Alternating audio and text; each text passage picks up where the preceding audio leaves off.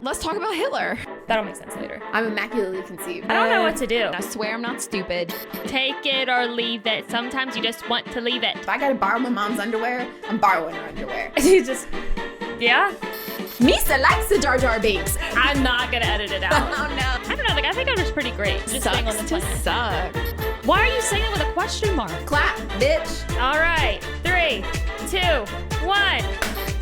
Action.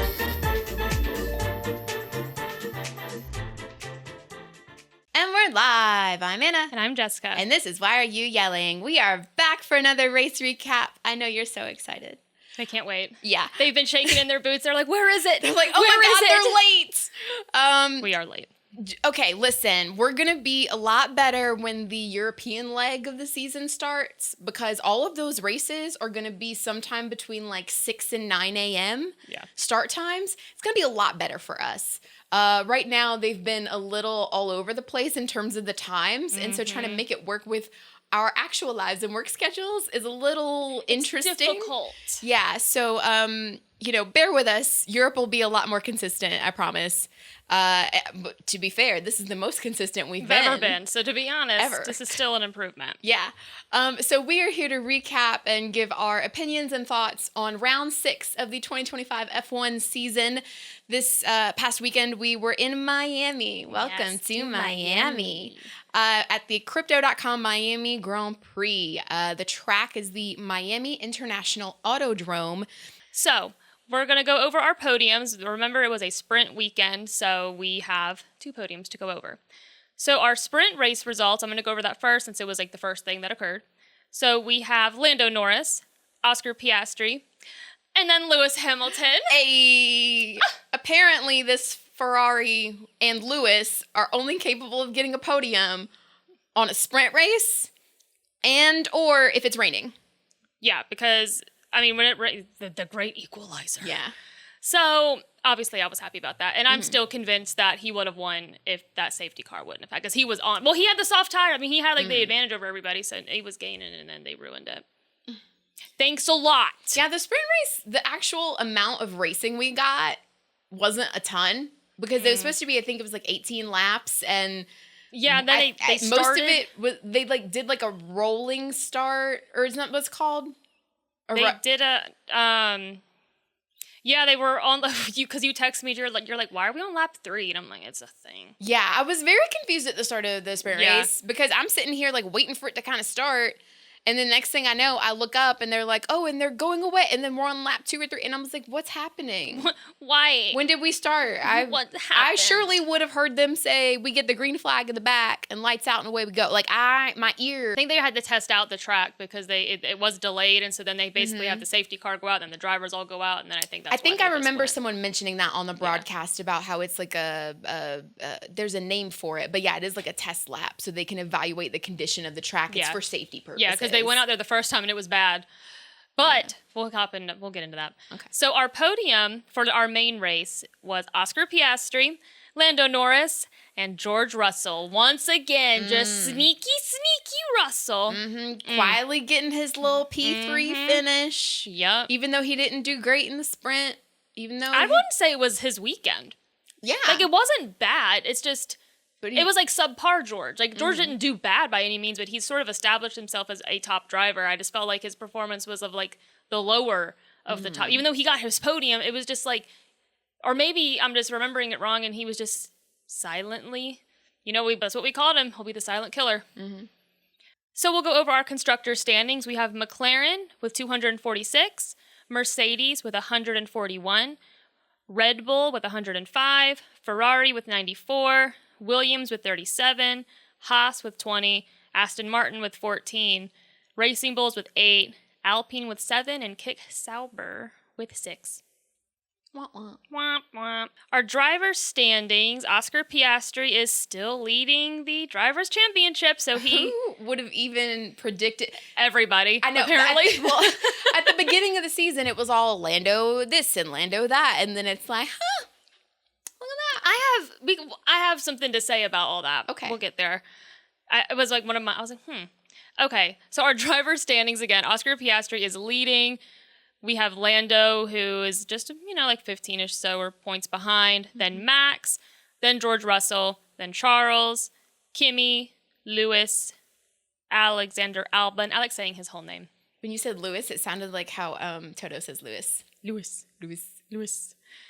Esteban Ocon is 9th, and then we have Lance Stroll in 10th. Yuki's 11th. He's getting up there. So, not too much movement, really, but yeah, Oscar, it's the McLaren. I was like, is this the new Brosades? I don't think so, but that would be interesting. Who was Brosades? That was Lewis Hamilton and Nico Rosberg. Okay. Yeah. Oh, yeah. I never think of them like that because I just know of how their relationship ended. Well, that was where like the Brosades, that was a part of the whole saga. The arc. Yeah, the arc of Brosades. The arc, the storyline. So, Anna now has fun facts. I sure do. I love my fun facts. Oscar Piastri, finishing in first place this weekend in the main race, is the first McLaren driver to win 3 consecutive Grand Prix since Mika Häkkinen. With his first career wins at Spain in 97, Australia and Brazil in 98. How about that? That was a long time ago. Mm-hmm. This is Piastri's 6th career victory and his 4th Grand Prix win this season. He's killing it, man. He really is. He really joined McLaren at the right time. And we'll go into, people have been talking about his decision to join McLaren too in relation to the Alpine of it all. Well, don't worry, we'll get there. Dodged a bullet. Yeah. And people have made a lot of comparisons between, how long it took Lando to get his first win with McLaren and how long he was with McLaren. But to be fair, he was with them when they were ass. I don't think that's a fair comparison. That's just people being mean. Yeah. They're like, it took Lando this many years to get his first win. And now, I think he's got, still can count him on 2 hands how many wins he has total. Mm-hmm. And they're like, look how it didn't take Oscar that long. He's only in his 3rd season with McLaren and he got his first win last year. So. Yeah, that's not completely fair. Yeah. Because, he wouldn't have got all those wins or be where he is if he would have been on the team when Lando started on the team. So, exactly. And then Lando, you can argue Lando's also a major reason why McLaren is where they are now and helping develop the team from when he started. And maybe major reason is a lot, but he is part of the reason why they're here. Oscar, again, the timing has worked out with him joining F1 when he did with McLaren and the success that they're having now. Yeah. So his victory means that McLaren have won back-to-back Miami Grand Prix. Oh, goodness. And this stat I found super interesting, actually, because I heard someone else mention this. The Miami Grand Prix maintains its record of never being won from the front row. So if you start P1 or P2, you ain't winning in Miami. And I know there are certain tracks where they will often say, like, starting, like, if you're qualifying, there's certain tracks where, like, you actually, if you're not first, you don't want to actually be P2. You want to be P3 because you want to be on that side of the track. Yeah. Going into, like, the first turn, it sets you up better for the next, exit, whatever. Yeah. So I find that interesting how some drivers kind of know some of those things and use it to their advantage. Mm-hmm. But it's nice to know that you can't win Miami from the front row, apparently. Nope. So this is Oscar Piastri's 32nd consecutive point-scoring weekend, the 4th longest streak in F1 history. He's just a little record breaker or history maker. Mm-hmm. I feel like people don't talk about it enough because I know I've seen these like graphics where people list all these F1 records, and Max holds most of them. Or like they look at it from like 10 years ago versus now, where a bunch of different drivers held them, and Max holds almost all of them now. Mm-hmm. A lot of significant ones. And I'm just like, so Max, I think, is synonymous at this point in his career with making and breaking records. Well, yeah. Or setting records. Yeah. And I feel like, I'm like, give Oscar his flowers. He's doing a really good job. I think if he continues the way he is, it'll be him next. Mm-hmm. But the new regulations is probably going to screw everything up for everybody. Yeah. So with Lando finishing 2nd, McLaren becomes the first team to finish 1-2 in a sprint and a Grand Prix on the same weekend. So I think they're calling that a like a hat trick for McLaren. Oh, cool. They did. So that's true. Mm-hmm. Yeah, they just swapped, and then. I was gonna say, and it was the Mercedes. Nope, one was a Ferrari, and one was George Russell. And this is only the 4th time McLaren have finished 1-2 in a Grand Prix in the last 15 years. Only 4 times in 15 years? Wow. Okay. Yeah, I wouldn't have thought that. And this is our last McLaren stat. The last time McLaren finished 1-2 with everybody else over 30 seconds behind was Monaco in 2007, when Fernando Alonso won ahead of teammate Lewis Hamilton with Felipe Massa 1 minute and 9 seconds behind the winner in 3rd. Yeah, this race, Oscar really took off. Once he was gone. He hit that clean air, and he was just like, pew! Well, I mean, I understand, like, Lando's frustration with Max, which some people thought he was being a crybaby, and I'm like, I mean, I understand it because Max wasn't, there was no universe where Max was going to stay second. Mm-hmm. And so now you ruined your tires. And it was just, everyone's like, oh, crybaby Lando. And I'm like, well, I mean, I think that he's making him work for it, at least. I guess don't just give it up or anything. Yeah, and I think even Max's engineer said that at one point on the radio when he was making Oscar work for it. He basically said, make him eat up his tires trying to pass you, like defend elbows out. So, I mean, I think that there are certain times when you'll even hear the commentators on the race say, oh, yeah, that driver let this person go instead of fighting them to maintain ahead of them. They just let them pass them, or maybe didn't put up as much of a fight as they could have because they know they don't have the speed in the car, or, you know, they don't have the tires, or for whatever reason, they know it's not worth it to try and like kill their tires fighting that person when it's like, you know, that your fight is with somebody else like lower down the grid, basically. So I've heard some of the commentators explain that, and it makes sense. But if you're Max Verstappen, there's always a chance you can win. There's always a chance you can get on the podium. And so I don't know that same logic would always apply to him. And I feel like he lives that. Yeah, I mean, that I agree. I don't think that I don't. I mean, I feel like the only person so far I've seen pass Max this season super easy was Lewis, and I think it was in the sprint because he was just gone. Max was like, see ya, bye. Moving on to Mercedes, George Russell finished P3. It was his 4th Grand Prix podium finish this season and matches his total from the entire 2024 season. Watch out for Russell. I feel like George, to me, is a little similar in his trajectory to Oscar, in terms of he's been like a steady improver over the course of like a season, or like from one season to the next, you can see a clear progression and a clear improvement in his results and in his skill set. Yeah. So good on George.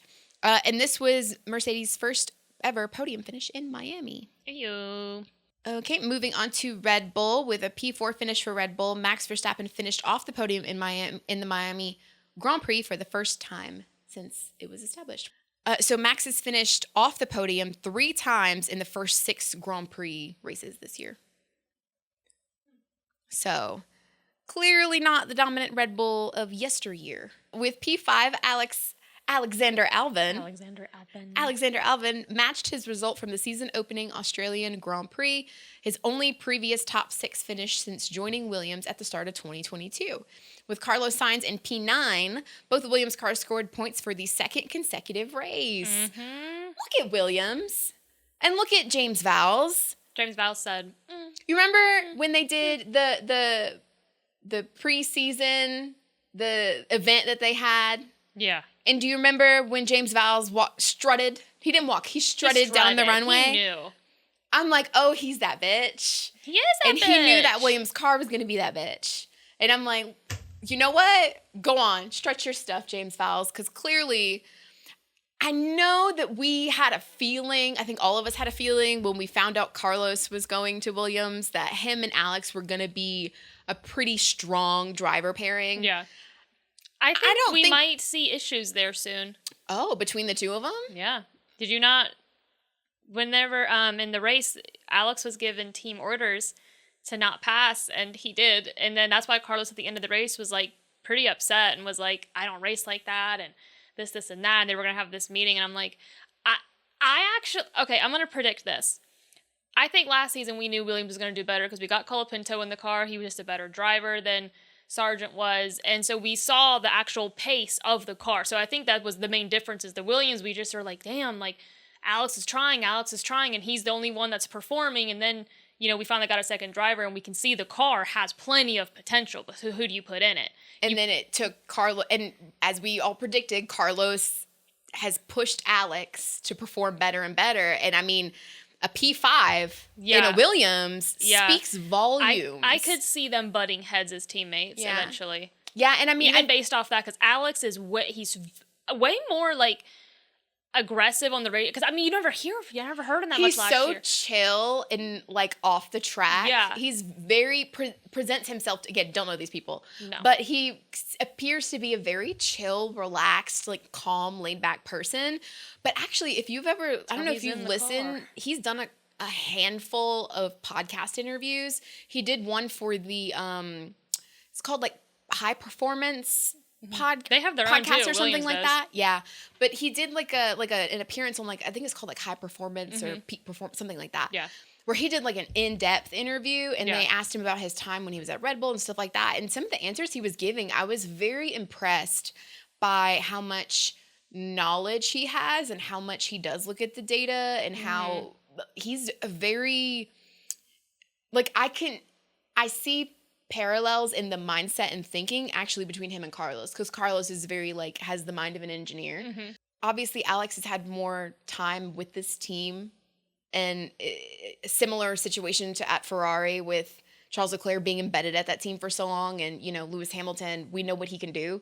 Same thing with Carlos Sainz, we know what he can do, and he's already starting to perform and show some results. And so it's going to take a little, give him the full year with Williams and then come talk to me and we'll see where we're at. But I just feel like the more comfortable he gets and the more used to it he gets, I think you're right. I think we will see more contention about who's the, lead driver. Yeah, I think there's going to be, contention's a good word. Okay, so moving back to Mercedes just for a quick second. Kimi Antonelli finished 6th for the 4th time in the last 5 races. Consistent little rookie. Yes, he is. He's our best performing rookie. He is, without a doubt. Like literally, it just is. Yeah, and for those who may have missed it, it just came out on Netflix. Was it on Netflix? Yes, yep. There was a little sort of, I call it like a mini documentary. It's about 45 minutes long. It's called The Seat. Yep. And it is basically about Kimi Antonelli, his rise to getting the seat at Mercedes. Yeah. And I haven't watched it, but you watched it, and you said they speak a lot of Italian. Yes. Well, I didn't know, so I didn't look online at all to see what people were saying about it. But you had told me that it was coming across. Some people had the opinion that it was coming across like Mercedes was trying to, in a way, defend their decision of why they chose Antonelli. I didn't personally see it that way. It genuinely just was like they started the documentary. I don't know. At the time, they didn't know who they were going to pick. Now, whenever they started filming, maybe they did, because it's through WhatsApp, I think, is who sponsored it. So there is like a lot of like text messages within that documentary. They threw around Max, and then that wasn't an option. Carlos Sainz wasn't going to take a 1-year deal, and that's all they wanted to offer him at the time. And so, but the documentary was really more like they chose Kimi, and you kind of saw like glimpses of Kimi's career. And it's really more about him settling with the team, but it's also like about Kimi and like who he is. And I never got the impression it was any sort of like, oh, we're trying to justify our choice. It just really kind of felt like we're going to show you who he is, and him, and like seeing him and Bono like it was like very organic. Like it felt organic to me. None of it felt like over dramatic, really. There were some of the editing was like really good, where they're like asking him questions, and then like they're like, close your eyes and imagine like your first race, and then they had some of the stuff. So I thought it was really well done. There is a fucking line in there though that made me so sad, and it's when Bono sits down. I actually enjoyed this style, by the way, way more than Drive to Survive, because it was so much more genuine, so much more like not performative. Everybody was comfortable, versus like sometimes you can see the drivers are talking and they're like, and then some of the journalists are just happy someone's talking to them. So it was just a very different type of thing. But Bono, he goes, I had always hoped that I would finish out my engineering career with Lewis. And I was like, me fucking too. It was so sad. But anyway, it was good. You should watch it. If you have Netflix, it's definitely like worth it. It's not like this huge commitment. It's like 45 minutes long. back into our fun facts. With Charles Leclerc finishing as the lead Ferrari driver in P7, we missed the top 5 for the first time in Miami Grand Prix history for Ferrari. It was Leclerc's lowest finish since the opening race in Australia. Which, yeah, I'm like, you're still in the points, but Ferrari finishing below the top 5 is really kind of like, ooh. At least we did good in the sprint. Yeah, we got that podium in the sprint. That was important. Yeah, and Charles, you could have helped some people out if you wouldn't have flung yourself in the wall on the dang formation, not even formation, just lining up on the damn grid. I'm just kidding. It's not your fault.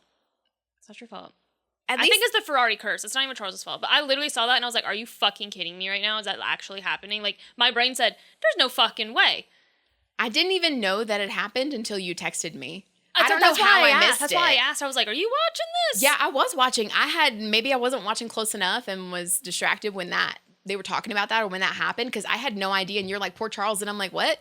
And then I had to go on Twitter to see what people were talking about. And then I was like, oh my God, wait, he's in the wall? What? And then, yeah, so.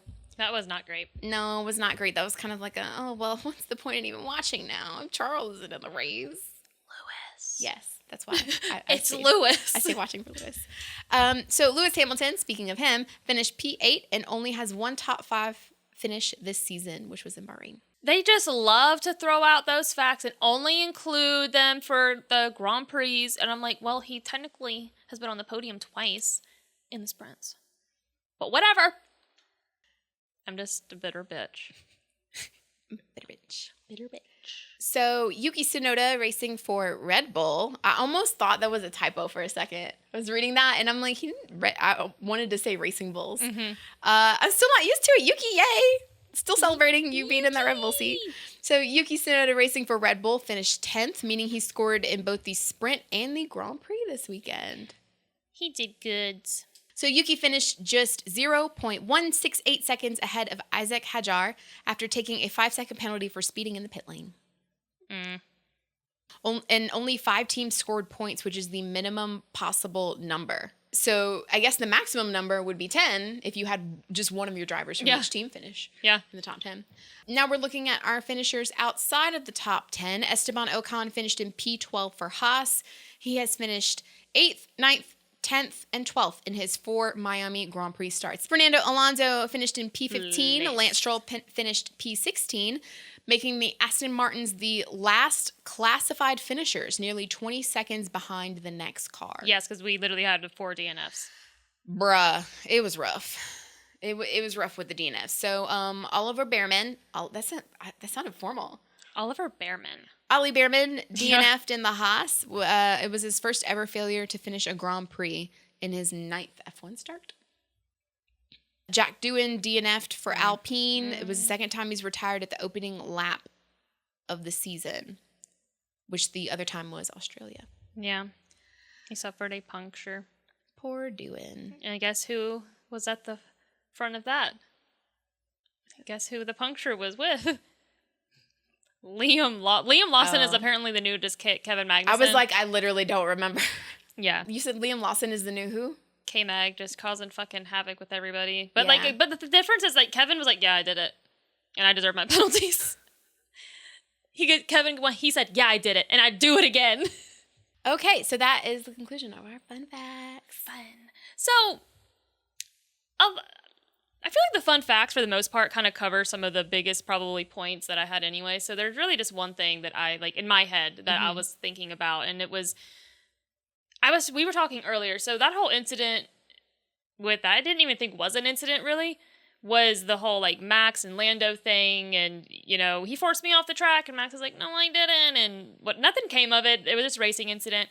So I don't really want to talk about that because, like, if we watch F1 TV, it wasn't a big deal. Like, Jordan Palmer, he told us racing incident, then it was, and we moved on. I mean, it's the history, the last, couple of years, the precedent that the FIA and the stewards have set is that typically if it is a lap 1 incident, or something happens in lap 1, because it's so chaotic at the start of the race, something happens, they're a little more lenient and willing to overlook or forgive things and just say it's a racing incident. That accidents happen. Unless there's just something like super blatant about it, or then they're more lenient on the penalties, as we saw like last time with Max and Oscar. Yeah.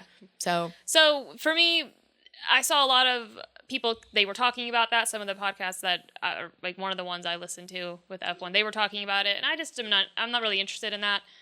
I'm interested in the conversation of, so everybody, the joke is basically like Oscar's just, it was supposed to be the year of Lando, and it looks like it's the year of Oscar, even though we have plenty of races left. I love Oscar Piastri. He's one of my faves. I think he is 100% a future world champion. However, I think too, like, people so Lando went into this season with all the pressure in the world, like everything's on his shoulders because of the expectation. So the expectation was for him to perform. So when he doesn't, it can't just be a matter of like, oh, it didn't work out. It's always this huge criticism of him. And the flip side is like Oscar, who's performing so well, but he doesn't really have expectations on him. So I don't think he has the same pressure that Lando has. And I think that affects people. And so, it's almost like this curse that Lando's having currently, because he can't just mess up, because people do mess up. I mean, Oscar messed up in the first race, and then, he was awesome and he got out of the grass and whatever in Australia. But my point is that at this point, Lando's like under this microscope that anything he says, anything he does, it gets pulled apart, and then he gets immediately compared to his teammate, who's obviously extremely talented. He won F2 and F3, like the championships, Oscar did. So he's obviously talented. But I do think he has a lot less pressure on him, which there's a lot less stress on you that way. It's about the expectation that's been set for each of them individually, right? So obviously with the way that Lando performed last year, and him fighting for a driver's world championship, being in contention for that sets the bar really high, especially when this is the last year of these regulations and they're expecting the McLaren to be like a rocket ship and like even better than it was last year. Mm-hmm. That sets the bar really, really high, and that's based on his performance and him being competitive last season. Yeah. So when you set expectations so high and people don't meet them, they're falling short. And so almost everything that does not meet that expectation is a disappointment, right? Oh yeah. You have Oscar then, who was keeping up pretty well with the front runners last year. I mean, he won a couple of races, was consistently scoring points. He was up there, obviously contributing a lot to the team standings for McLaren last year. Mm-hmm. However, he was not the one in the headlines, not the one fighting for the championship. Mm-hmm.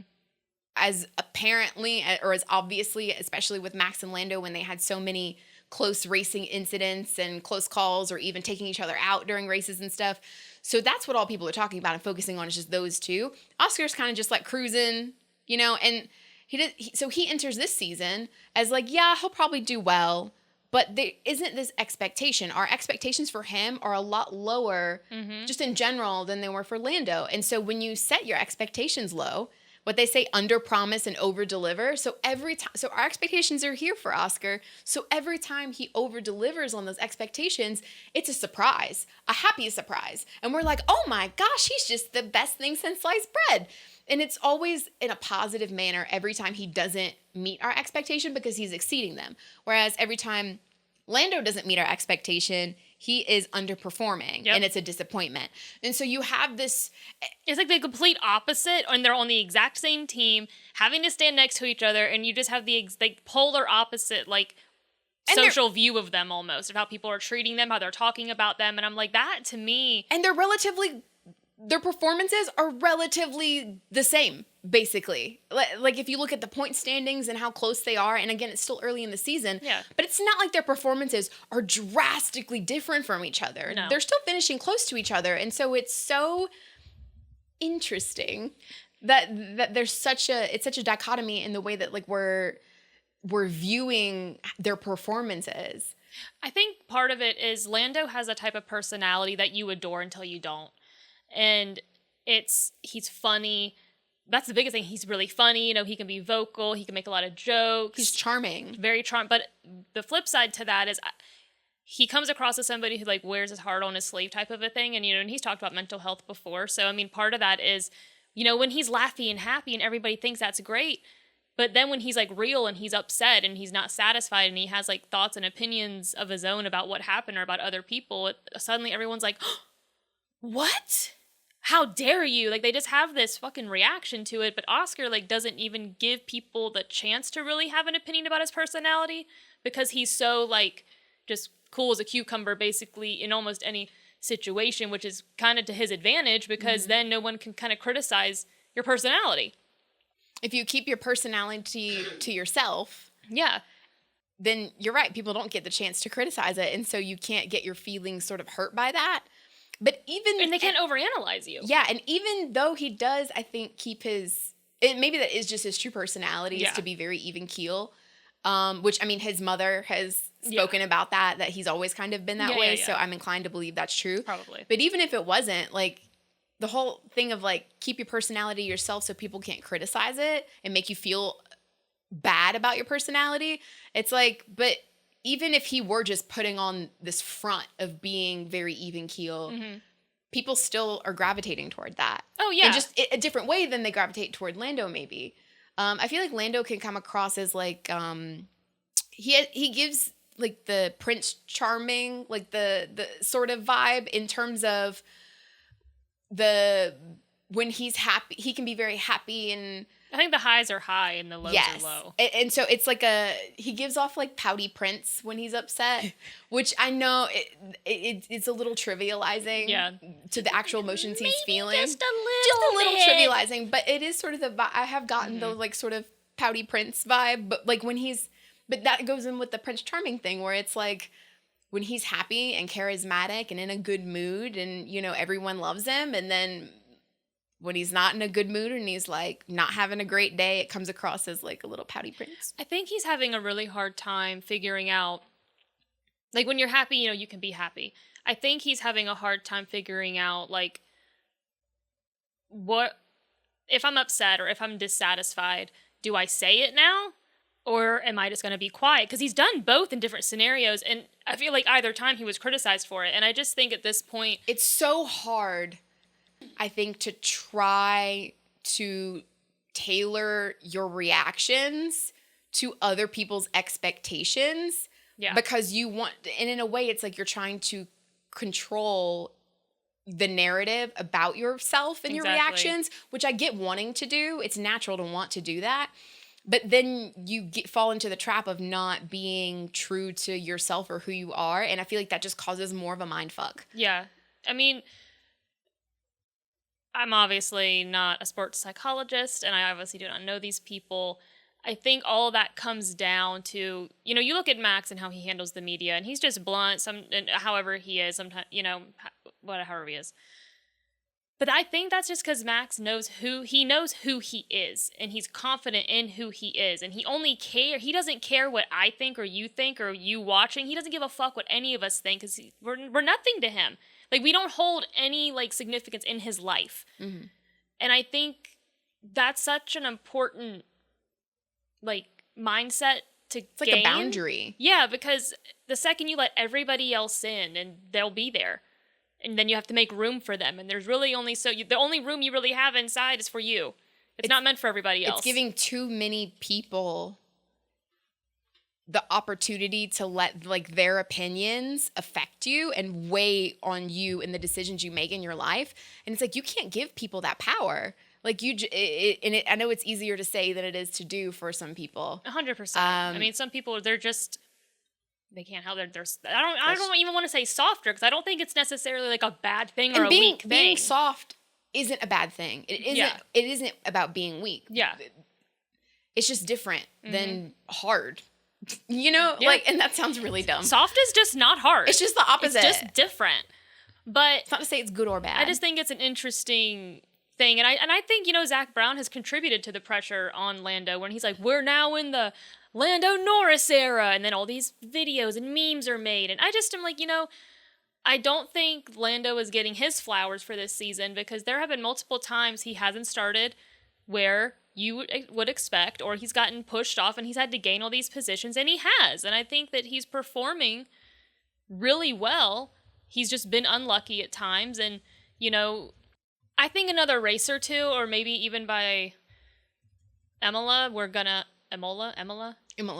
I think we'll see some improvement from him. I think that it's not like, I honestly, just because I hate to see somebody like mentally struggle.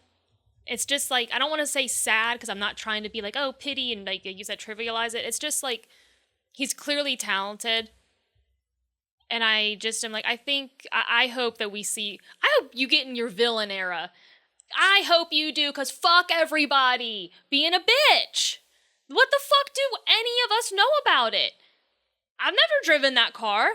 I have no idea what it's like for an entire fucking racetrack of people to be screaming at me and to have journalists in my face every 2 seconds asking me about something that happened 5 fucking seconds ago. I have no clue what that's like for people to be in my inbox, to be all in my comments, to make 100 fucking memes about me. That's fucking nuts. I have no clue what that's like. So, you know what? Fuck everybody. And I hope you just get in your mean-ass villain era and fuck it. I think that's good for your mental health. Become a villain. Yeah. That was the main thing that I took from it, because, I mean, the race was super interesting, and, you know, there were interesting battles to be had, but, I mean, the biggest, like, story thing I kept hearing about, or just seeing the reaction afterwards, was just this comparison to Oscar and Lando, and I'm like, I don't think everything's 100% fair with what y'all are saying. It is apples to oranges, as they say. Yeah, I'm like, you're comparing, like, a chicken to a fish. Or oranges to papayas. There you go. Kind of similar, but not really. Yeah. So my biggest storyline, I guess, from not even the weekend, it happened after the fact. Yeah.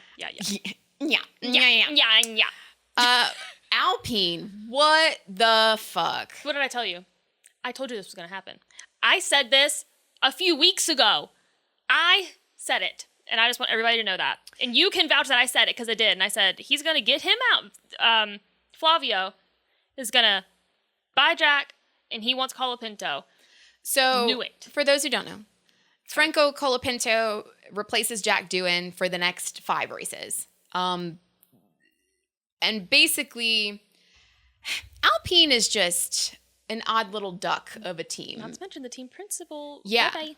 Yeah. So basically, just talking about the drivers for a second, Alpine, when it was deciding last year on who their drivers were going to be for the 2025 season, they had an open seat. They were trying to figure out who was going to take that second seat. It might have been Carlos Sainz, might have been somebody else. And basically, by the time they were ready to sign somebody, the only person left and available to them that they knew about was Jack Doohan, who was their reserve driver. Now, Franco Colapinto came in at Williams and started to perform really well, but I believe at the time he was in talks with maybe Red Bull and some other teams, and so Alpine wasn't aware that he was available until after they'd already signed Jack. But Jack Doohan's contract was only for 6 races. And then I assume there was some sort of like performance or out clause after 6 races, which is a very short contract. And then, you know, Franco Colapinto, they announced him as a reserve driver, and apparently his reserve driver contract, I heard, was for 5 years. And so that right there, you're like, oh no. Oh, they've been planning this from the beginning.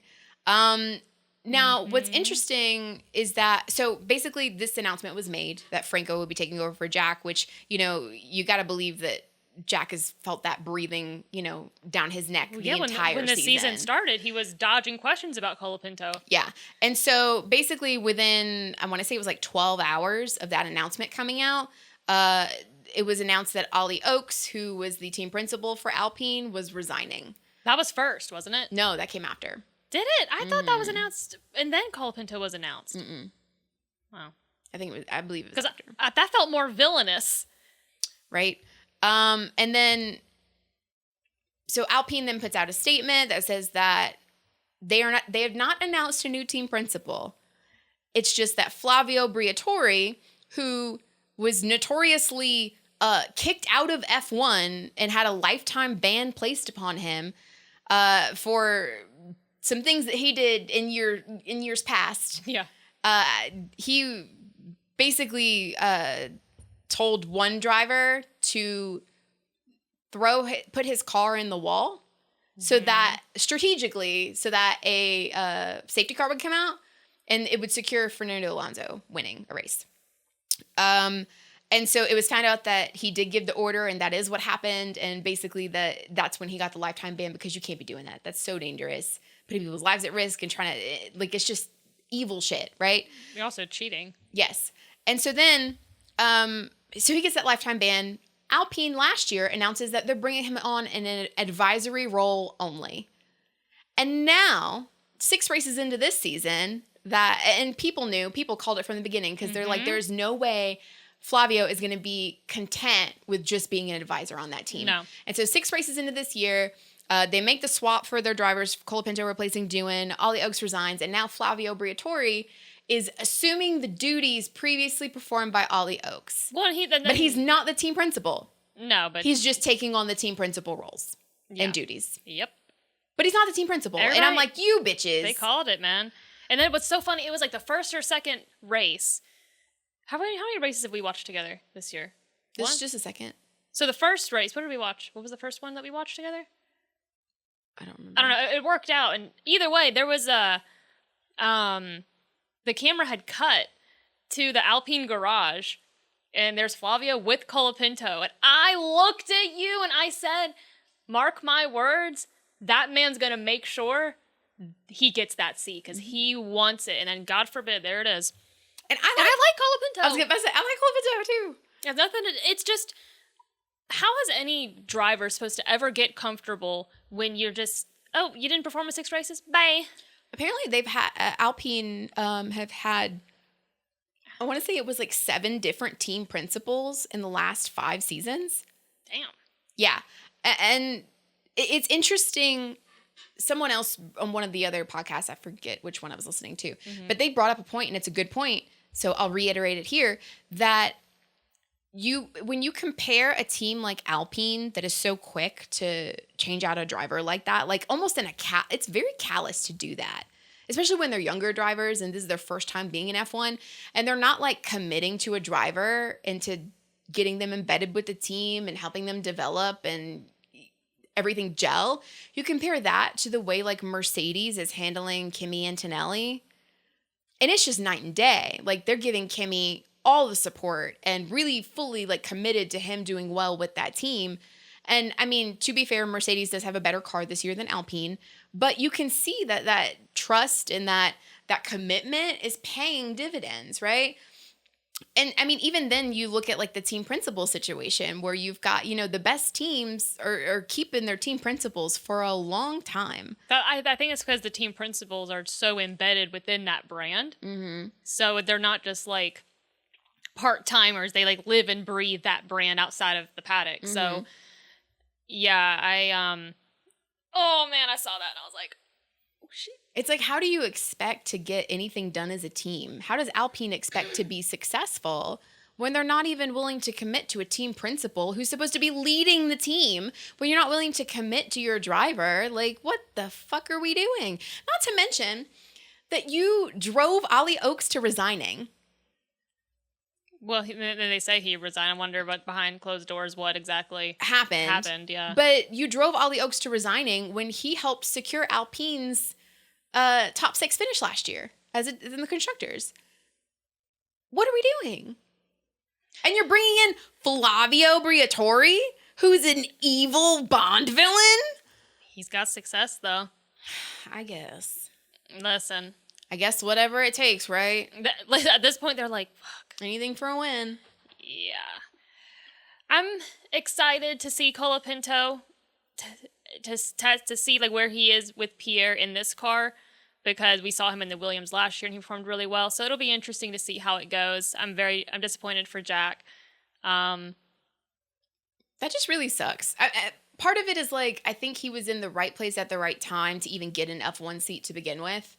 Again, and other people have made this point, when Alpine was looking to sign their second driver for this year, he was kind of the only one that was available, and that was already part of the team and had been like developing the car as a reserve driver. And so he was there. And so I think right place, right time for him. Yeah. To even get an F1 seat to begin with. So, I mean, like, that's a good thing, but it also sucks that he only had 6 races and didn't even get past the first lap in 2 of them. Yeah, exactly. And with really no fault. Didn't he have DNFs?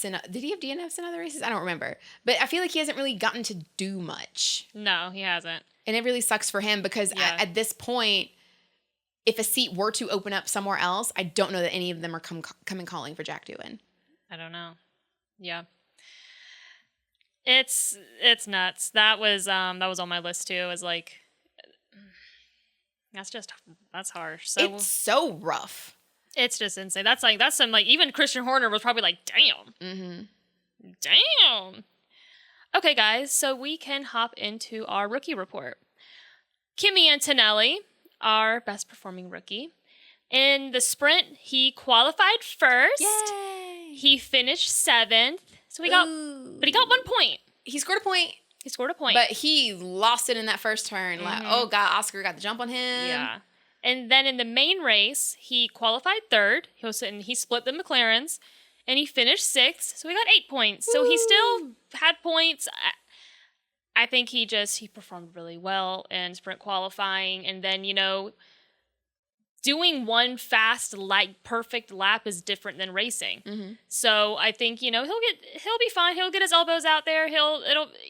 That's why he said, good to know. Mm-hmm. He said, good to know on the team radio. And he said, good to know in one of his post-race interviews. He goes, I know now. Mm-hmm. So other than... I mean, you don't know till you know. Exactly. So I think he did well. I guess they were struggling with tires throughout, but I mean, for the most part, I think he'll do fine. And then when he goes to Imola, that will be his first home Grand Prix as a race driver, or that F1 driver as a race car driver. That's still right, but So that's fun. So now we have Isaac Hadjar. In the sprint, he qualified 9th and he finished 10th, so no points. In the main race, he qualified 11th and he finished 11th, so also no points. Wah, wah. But he was very close to doing it. But I mean, Yuki, and so I didn't even realize it, but Yuki had, like you said, had that 5-second penalty for speeding in the pits. Is that right? Yes. So Isaac was trying so hard to get as close as he could to him. But he ended up not being able to get. Because if he would have been 10th and he would have at least got a point. But he wasn't able to do so. But he was pretty unhappy with his performance. But I think that just kind of goes to what we've talked about before with him just being someone who's like, all right, like he's very honest about how he feels and is willing to put in the work to do better. So I think he'll probably have his revenge era for himself. So now we have Jack Doohan, who we were just talking about a few minutes ago. He qualified in the sprint. He qualified 17th. In the sprint, he finished 16th, so 0 points. In the main race, he qualified 14th, and he DNF'd. Basically, his race was ended when he made contact with Liam Lawson in turn 1 on the opening lap, which resulted in a puncture. And he was trying to return to the pits like we saw Carlos do. I think it was this. I don't remember when that was. But anyway, Carlos Sainz had done the exact same thing where he managed to get his car to the pits, but he was trying to do that. But I mean, he was going to have to do the entire track to do so. He was unable to. So we had a virtual safety car. So yeah, it was not a great weekend for him. Now we got Ollie Bearman. Let me tell you, Ollie is giving me whiplash. So in the sprint, Ollie qualified 20th. In the sprint, he finished 14th, 0 points. Then in the main race, he qualified 20th again, and then he DNF'd. And I'm like, why? Why? I've seen you do way better than this. Why? What's happening? You're struggling. Yeah. And struggle bus. So, and he DNF'd because of a suspected power unit issue, and so that was pretty much ended his race. And so it wasn't really anything he did wrong. It was like he just literally couldn't keep going. So our next rookie, we have Gabriel Bortoleto. In the sprint, he qualified 19th. And then he finished 15th, so 0 points. In the main race, he qualified 13th. That's pretty good for him. But then he DNF'd, so 0 points. That's the first time we've mentioned him. I'm sorry. The whole episode. We haven't mentioned Nico Hülkenberg either. I know. They didn't. It wasn't that exciting. So, that being said, he also had a suspected power unit issue, and he was called to retire, so yeah, he couldn't make it to the pits, and he had to pull off track, and that was pretty much his race, unfortunately. Now we have Liam Lawson, the menace. He's Dennis the Menace. Yeah, exactly. So Liam, in the sprint, he qualified 14th. He finished 13th, so 0 points. In the main race, he qualified 15th, and he also DNF'd. So literally 4 of our rookies DNF'd. He pretty much... Yeah, that goes back to the incident with him and Doohan. He damaged his floor. He's going to try to keep going, and eventually they just called him to the pits. They were like, nah, they're not going to, because they just don't want to do more damage to the car, so it just didn't work. And our last rookie, Fernando Alonso, in the sprint, he qualified 10th. He ended up DNFing in the sprint, so 0 points. In the main race, he qualified 17th. He finished 15th, so 0 points still. I mean, he basically just lost the rear of his car and wrecked. So he just didn't have a good weekend. And he was on a split strategy from Stroll. So they started Alonso on the hard tires, Stroll on the mediums, but I mean, nothing really worked out for them at all. So is he the only driver that hasn't scored yet? Liam Lawson, Jack Doohan, and Gabriel Bortoleto. So 4 drivers have not scored points this season. Okay. But he is the one that you would think out of those 4 should definitely have points. So that is our rookie report. It will be amended next race for Franco Colapinto. Do we have to wait and see if they're considering Franco to be a rookie, or we're just calling it? Well, it's his first full season.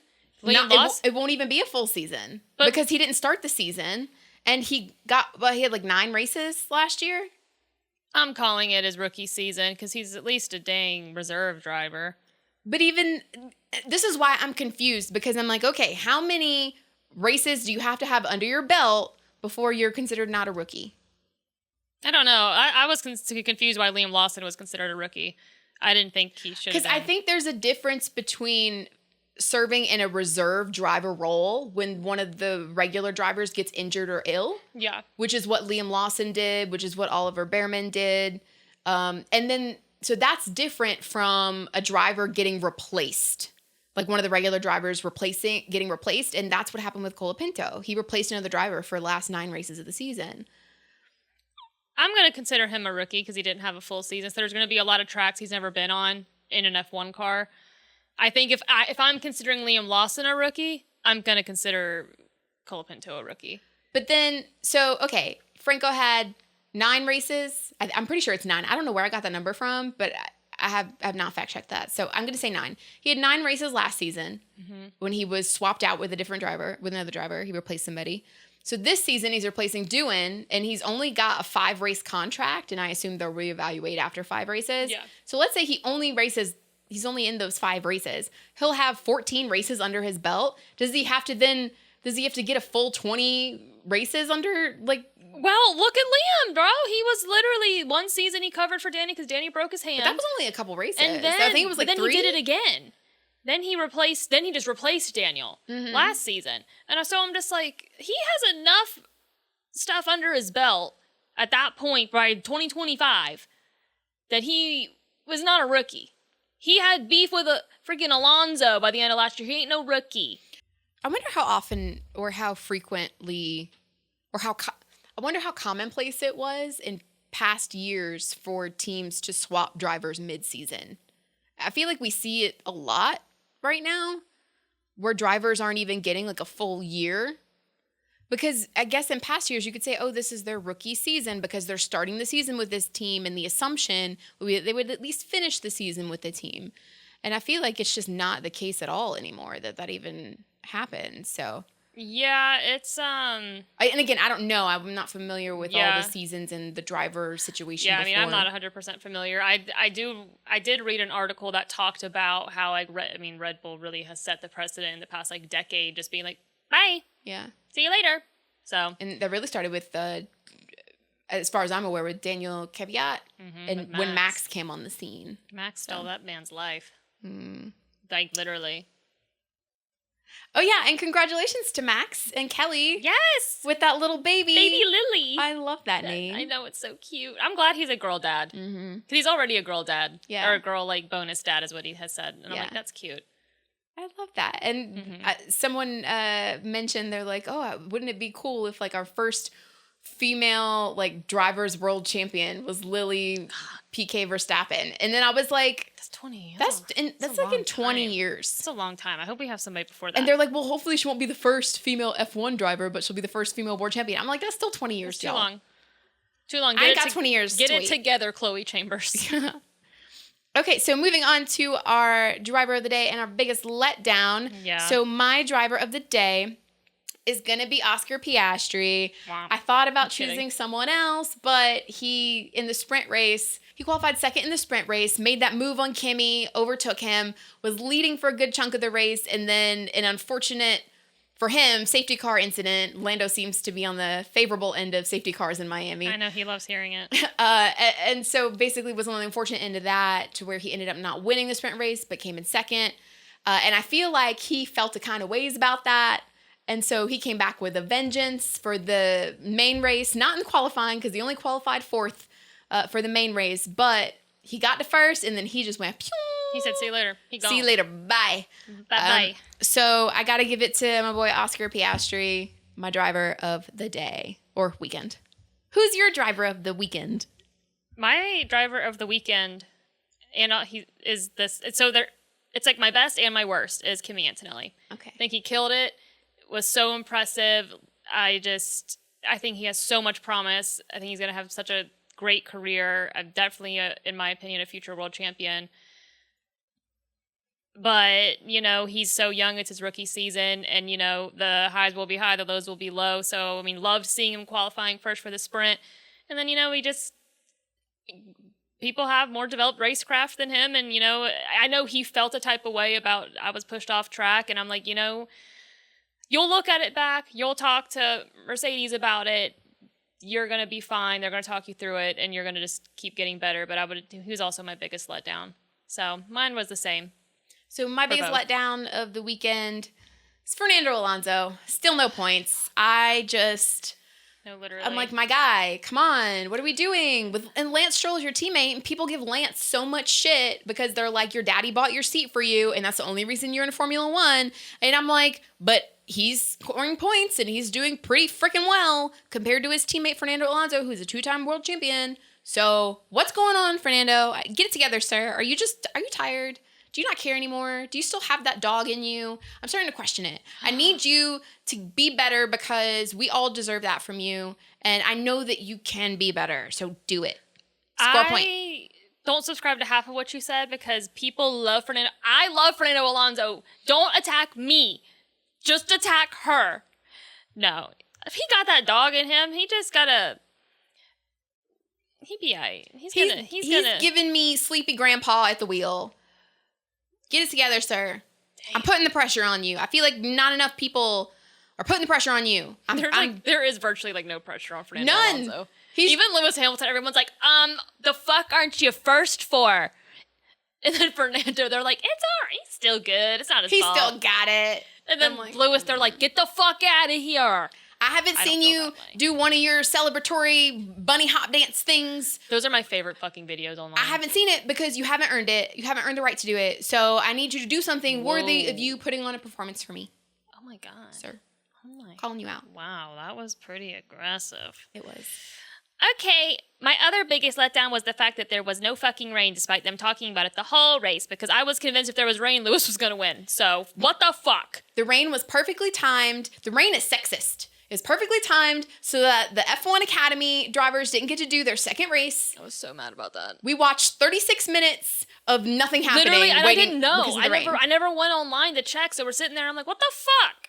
Anyway, so with that being said, we'll go into our little next race teaser.